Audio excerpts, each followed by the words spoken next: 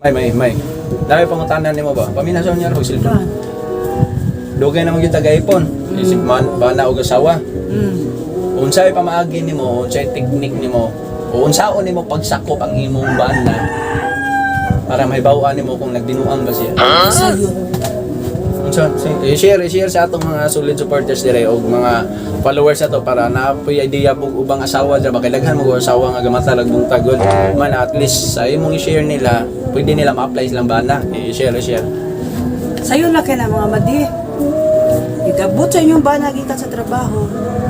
Tutuki inyong bana. Tutuki. Tutukan man. Tutuki inyong bana. Kung nagluya gani ang mata, gabinuang Yo, misturyan mo gikan gug nagtrabaho wag kayo. Magluyag yung mata. ang mata di magluya, dili ang lawas. Uy, ang lawas magluya sa nang mata lang ang luyang lawas ang nagsigay mong mata. Luya na kay giduka man na. Dili. Ang lawas dapat magluya, dili ang mata. Pariha karon gikam ni trabaho. Haswaya na to. Kuwasa imong mga muta to. Ikaw ang trabaho, ang gawa, ikaw.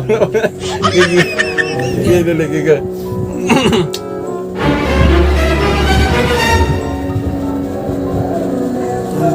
Wala. Anak, wala yung kabinuan sa, wala. Wala ikaw saban. Luya pirmi. Inaanak na gina siya. Di na gina mausap hangul di ka ito ano. Kung iyong bana gani kada uli gikan trabaho, magluya pirmi ang mata. Diampo na lang na inyong mga bana.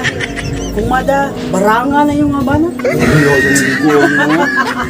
So, ang taon ko, wawan ka naman taon ay.